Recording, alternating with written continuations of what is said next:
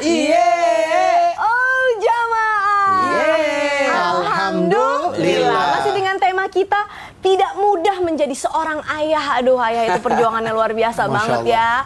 Guru-guruku, kita saksikan dulu yuk. Ada tayangan viral yang berikut ini. Alhamdulillah. Aduh, gak kuat banget aku sama videonya.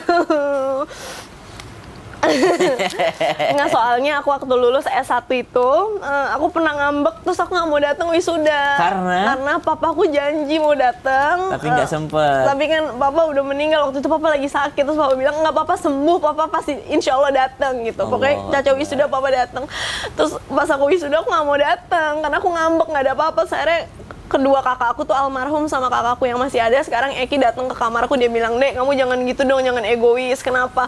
Orang tua kamu kan nggak cuma papa, tapi masih ada mama juga. Hargain dong, kan mama pasti bangga kalau anaknya wisuda. Ayo dong datang." Jadi akhirnya aku datang ke wisuda kampus aku ya, tapi nggak pakai persiapan kan. Biasanya orang kalau wisuda kan siapin kebaya, siapin apa gitu. Jadi tiba-tiba sekarang temanya kayak gini.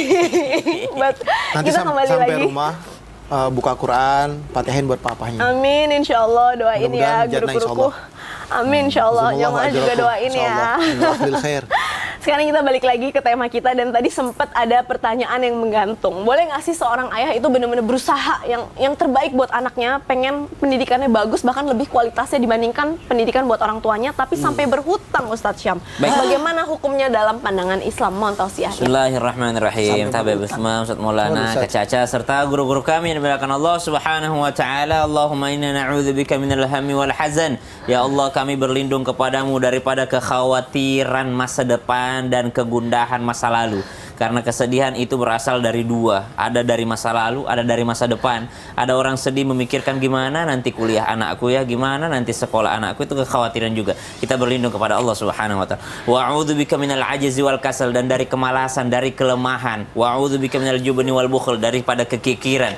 Wa a'udzubika min galabatid daini wa qahrir rijal, dan daripada hutang. Subhanallah. Karena selama-lamanya hutang itu akan membuat manusia terkekang.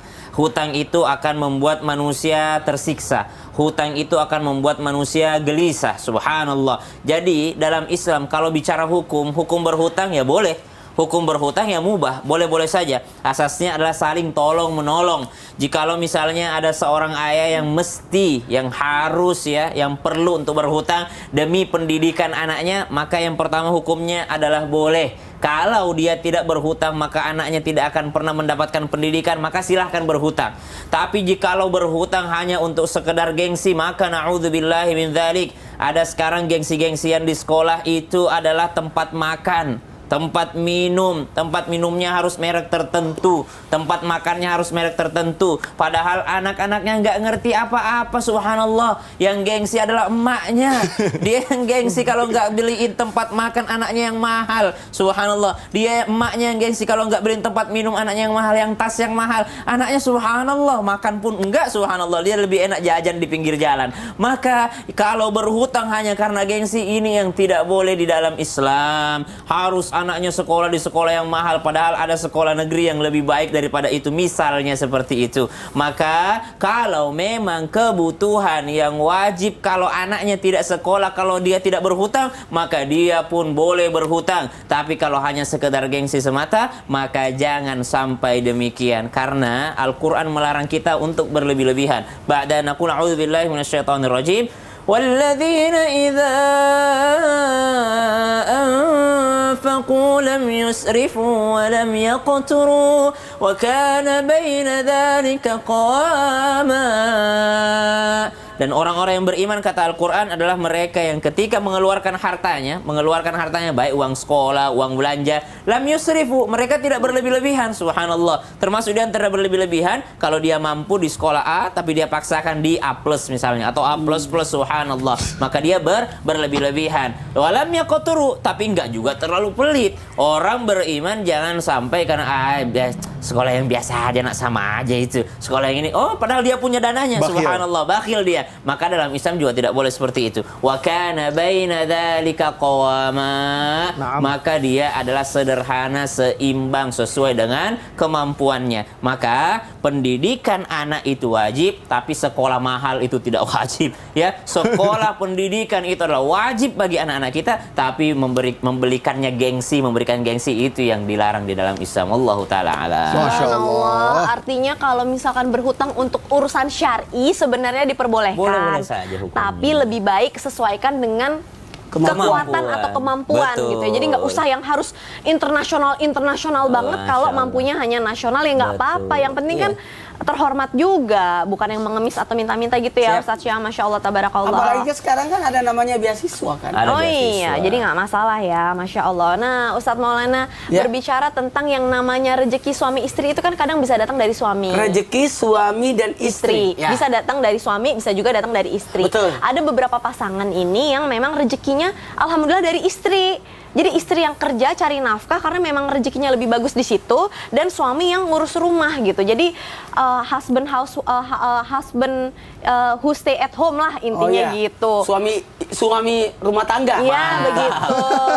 Nah, Bapak rumah begitu kan tangga. bapak rumah tangga. Itu dalam pandangan Islam bapak rumah tangga itu boleh atau Boleh enggak? nggak? Ustadz Maulana sekarang lagi menjabat. Ya, Menjabat apa? Dua-duanya. Iya, Sasam. Terima kasih banyak tim Islami Tinda yang mengangkat tema ini, dan saya rasa kita tidak menyinggung siapa-siapa, tapi kita menyajikan atas apa yang menjadi problema di masyarakat yang kita bisa ambil hikmah dan ilmu yang ada di dalamnya. Masya Allah. Ternyata notabene dalam Islam itu boleh nggak sosok wanita itu bekerja? Ada Siti Hadijah, ada Zainab, ada sahabat bahkan kepala pasarnya Umar bin Khattab adalah sosok perempuan. Ya, kadangkala ada profesi yang cocok untuk perempuan. Bidan, paling bagus itu. Dokter, paling bagus suster, paling bagus itu. Apalagi guru TK, paling bagus guru TK perempuan. Saya pernah jadi guru TK, tapi tetap perempuan paling bagus. Iya. Ternyata nih, maaf ya. Ada sosok laki-laki mungkin belum ada rezekinya untuk kerja karena habis PHK, atau belum ada jodohnya untuk rezeki untuk kerja. Ternyata dia, mohon maaf, ada di rumah. Gimana posisinya? Posisi seorang ayah ketika menjadi ayah rumah tangga, atau bapak rumah tangga, atau suami rumah tangga yang notabene-nya istrinya bekerja. Mohon maaf, kita perbaiki dulu persepsinya ya. Bukan berarti laki-laki yang tinggal di rumah mengurus rumah tangga tidak bekerja di luar berarti tidak ada kemuliaan. Tetap mulia. Tetap Mulia. apa? Persepsi. Persepsi. Ya, itu Persepsi. Resepsi makan-makan gitu. Resepsi pernikahan. Persepsinya bahwa sosok yang laki-laki berada di rumah itu mulia, tetap mulia. Karena kenapa? Istri bekerja. Tidak mungkin wanita itu bekerja tanpa izin restu dari suami. Jadi atas apapun yang diperoleh oleh sosok wanita ketika dia bekerja, ada andil suami di dalamnya karena ada restunya, ada izinnya. Itu yang harus dicamkan. Kemudian berikutnya, ini tetap tanggung jawab seorang suami, dalam hal ini ayah, dan sosok anak ataupun siapapun yang menjadi anggota rumah tangga tetap memuliakan sosok yang namanya laki-laki yang berperan sebagai ayah rumah tangga. Karena kenapa? Belum saatnya mungkin, atau belum dapat rezekinya mungkin di situ, tapi tetap tanggung jawabnya adalah sosok seorang ayah. Ingat, sekecil apapun yang diperoleh sosok ayah dalam mencari nafkah, itu adalah sesuatu yang berkah. Sebanyak apapun yang dilakukan oleh istri dalam mendapatkan rezeki, tetap suami lebih mulia kalau dia mencari nafkah. Itu. Masya Allah, tabarakallah. Jadi kesimpulannya sebenarnya tidak dilarang. Tidak dilarang, tidak ada masalah. Tapi tetap dorongannya adalah lebih baik. Lebih baik. Lebih baik. Tapi ingat ya, atas apa yang diperoleh wanita itu, tetap suami itu ada andil di dalamnya. Jadi tetap sebenarnya itu rezeki bersama gitu Rezeki ya, bersama. bukan dilihat dari siapa yang mendapatkan gitu ya. Masya Allah, tabarakallah, jazakallah khair, Ustadz Maulana. Nah, guru-guruku, sekarang kita kasih kesempatan ya buat jamaah Islam itu indah untuk bertanya, karena sekarang kita masuk ke segmen Tanya Dong Ustadz. Kami semua tanya dong Ustaz. Yang pertama dari Instagram @hamba_Allah. Assalamualaikum Ustadz, samarkan nama saya ya. Saya seorang ayah, anak 1. Alhamdulillah saya udah punya pekerjaan, namun saya bekerja sebagai security di tempat hiburan malam. Saya belum jujur tentang pekerjaan saya ini kepada istri saya karena takut istri saya tidak suka. Apakah sebaiknya saya diam saja? Tapi saya takut malah jadi uang haram karena di tempat yang tidak baik. Di sisi lain cari kerja lagi susah. Mohon solusinya gimana Ustadz Syam? Bismillahirrahmanirrahim. Bekerja di tempat yang memang jelas haram di dalamnya itu sama dengan wa ta'awanu 'alal birri wat taqwa wa la ta'awanu 'alal itsmi wal 'udwan. Mohon maaf sebelumnya, jangan saling tolong menolong dalam keburukan dan dosa. Jadi misalnya saya kan nggak ikut minum Ustaz, saya cuma jagain motornya orang yang minum. Saya nggak ikut minum, saya cuma jagain mobilnya orang yang sedang minum di dalam, yang sedang mabuk. Subhanallah, berarti Anda menolong dia biar merasa aman dalam minumnya, dalam mabuknya. Maka ini yang dilarang dalam Al-Quran. Berarti mohon maaf sekali lagi, penghasilan dalam hal tempat maksiat itu adalah sesuatu yang haram. Yang kedua cirinya kenapa haram? Karena takut istrinya tahu. Subhanallah, sesuatu yang kita lakukan dan kita takut orang lain tahu itu berasal daripada sesuatu yang haram biasanya. Maka itu adalah sesuatu yang dosa. Saran saya, tanpa saya bermaksud, saya pun tidak bisa langsung serta-merta memberikan pekerjaan, tapi saran kami hanya memberitahukan bahwa itu adalah sesuatu yang tidak baik dan itu adalah dilarang di dalam agama Islam. Dan saya berharap ketika berusaha maksimal meningkatkan takwanya kepada Allah Subhanahu wa taala, Allah akan membukakan jalan rezeki yang lebih luas lagi. Amin, amin ya Allah ya Rabbal Alamin. Itu baiknya Allah ya, kalau ada sesuatu yang nggak baik pasti hati kita dibikin nggak nyaman ya. Iya, nggak nyaman. Kalau lagi mau ngambil apa diem-diem tuh kayak nggak nyaman. Itu baiknya Makanya Allah ada ya. namanya pembunuh berdarah dingin. Apa artinya tuh? Dia tidak merasa bersalah ketika membunuh. Udah dingin Na'udzubillah darahnya. min dalik, na'udzubillah min dalik. Subhanallah. Oke, yang kedua dari Instagram hamba Allah. Assalamualaikum Ustadz, Habib dan host. Dulu keluarga saya alhamdulillah Salam. berkecukupan, namun sejak ayah saya bersekutu dengan jin, keuangan kami La menipis. ilaha illallah. Apalagi ayah saya sekarang sakit dan minta apa-apa harus dipenuhi, kalau tidak akan mengancam kita. Saya selalu mengeluh jika ayah saya minta apa-apa. Saya iri kepada teman-teman saya yang punya ayah baik yang berbeda dengan saya. Apakah saya boleh membedakan ayah saya dengan ayah teman saya atau malah berdosa? Mohon dijawab dalam tausiahnya. Ya, Habib Utsman silahkan. Afwan Ustaz Maulana, Caca, Ustaz Syamsuddin Nur. Bismillahirrahmanirrahim. Allahumma sholli ala sayyidina Muhammad wa ala ali sayyidina Muhammad. Kehidupan manusia harus didasari dengan mengikuti aturan Allah dan Rasulnya. Dosa yang paling besar nomor 1 adalah menyekutukan Allah. Asyraku billah. Ketika dia bergaul dengan iblis, jin, setan, dedembit dan lain sebagainya, menganggap ada yang lebih kuat, lebih kuasa, bersekutu akhirnya sama iblis ataupun jin ataupun setan, maka dia keluar dari agama Islam. Kenapa? Itu adalah zaliman terbesar, kezaliman yang sangat besar. Siapa mereka? Yang bersekutu dengan makhluk selain Allah Subhanahu wa taala. Berarti dikatakan hamba tersebut adalah hamba yang hina, hamba yang berada dalam jalan yang sesat. Dan apakah seorang anak berdosa jika anak membandingkan ayah dengan ayah orang lain karena sifat ayah yang tidak baik? Seorang anak harus bisa menasihati orang tuanya dengan cara yang ma'ruf, dengan cara yang baik.